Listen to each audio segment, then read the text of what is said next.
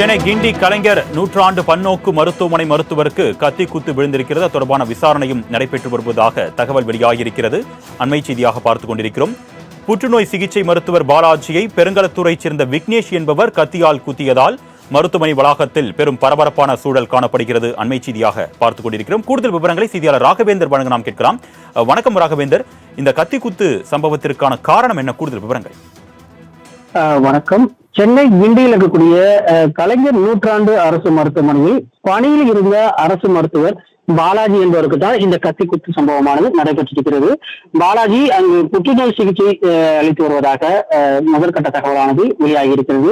இந்த பாலாஜியை பெருங்குளத்துறை சேர்ந்த விக்னேஷ் என்ற இளைஞர் தான் தற்போது அவரை கத்தியால் குத்தியிருக்கிறார். கத்தியால் குத்தி குறித்து விசாரணை செய்த போது விக்னேஷின் தாயாருக்கு 1 மாத காலமாக புற்றுநோய் சிகிச்சை மருத்துவமனையில் அனுமதிக்கப்பட்ட நிலையில் மருத்துவர் சரியாக சிகிச்சை அளிக்கப்படாததா ஒரு குற்றச்சாட்டு எழுந்திருக்கிறது. அதன் காரணமாகவே விக்னேஷ் தனது தாயாருக்கு உடனடி சிகிச்சை சரியாக அளிக்கவில்லை என்ற காரணத்தினால் கத்தியால் குத்தி இருப்பதாக தெரிவிக்கப்பட்டிருக்கு. தற்போது இந்த கத்தியால் குத்துப்பட்ட அந்த மருத்துவர் தற்போது அதே மருத்துவமனையில் சிகிச்சைக்கு அனுமதிக்கப்பட்டு தீவிர சிகிச்சையானது அளிக்கப்பட்டு வருகிறது.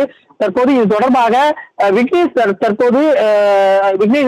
கத்தியால் குத்தியதற்கு தொடர்பாக விசாரணையானது கிண்டி போலீசார் தரப்பில் விசாரணையானது நடைபெற்று வருகிறது.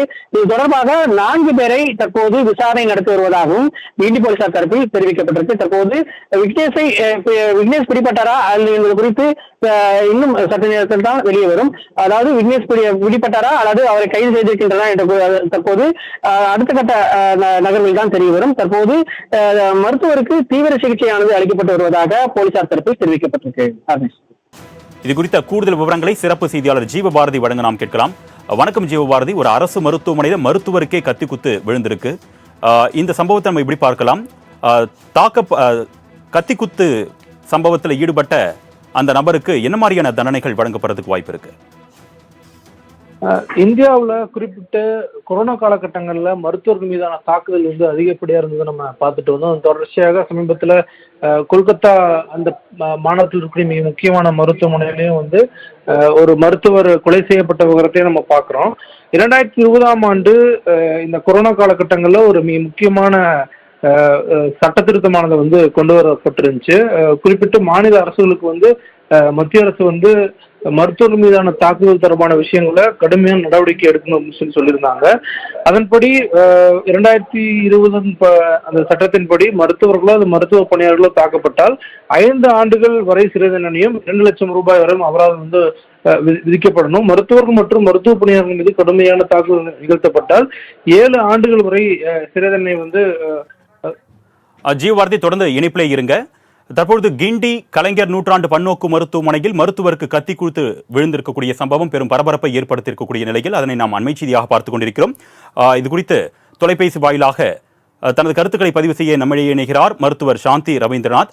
வணக்கம் மேடம். தற்பொழுது மருத்துவருக்கு கத்தி குத்து விழுந்திருக்கு. பணியை சரியா செய்யல அப்படின்ற ஒரு கோபத்துல அனுமதிக்கப்பட்ட ஒருத்தர் டாக்டரை கத்தியால குத்திருக்காங்க. மருத்துவருக்கு பாதுகாப்பு இல்லை அப்படின்ற ஒரு சூழ்நிலை ஏற்பட்டிருக்கா? இதை நீங்க எப்படி பாக்குறீங்க? இல்ல, தொடர்ந்து பல வருடங்களாக இந்த பிரச்சனை இருக்கின்றது. மருத்துவர்களுக்கும் நோயாளிகளுக்கும் நடுவில் இருக்கின்ற உறவு பாதிக்கப்பட்டிருக்கிறது. மருத்துவர்களுடைய எண்ணிக்கை குறைவாக இருக்கிறது. போதுமான அளவு மருத்துவர்களுக்கு நோயாளிகளின் எண்ணிக்கைக்கு ஏற்ப இல்லாத சூழல், மற்ற மருத்துவமனைக்கு போதாமை, குறைபாடுகள் எல்லாத்துக்குமே மருத்துவர்கள் மீதுதான் கோவப்படுறாங்க.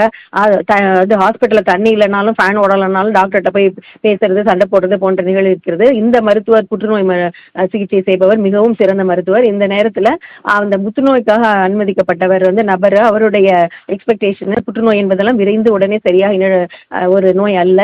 இந்த நேரத்தில் உடனடியாக இது போன்ற கத்தி குத்தி போன்ற சம்பவங்களில் ஈடுபடுவதன் காரணமாக மிக மிக மருத்துவர்கள் மிகுந்த அச்சத்தில் இருக்கிறார்கள், வெறுப்பில் இருக்கிறார்கள்.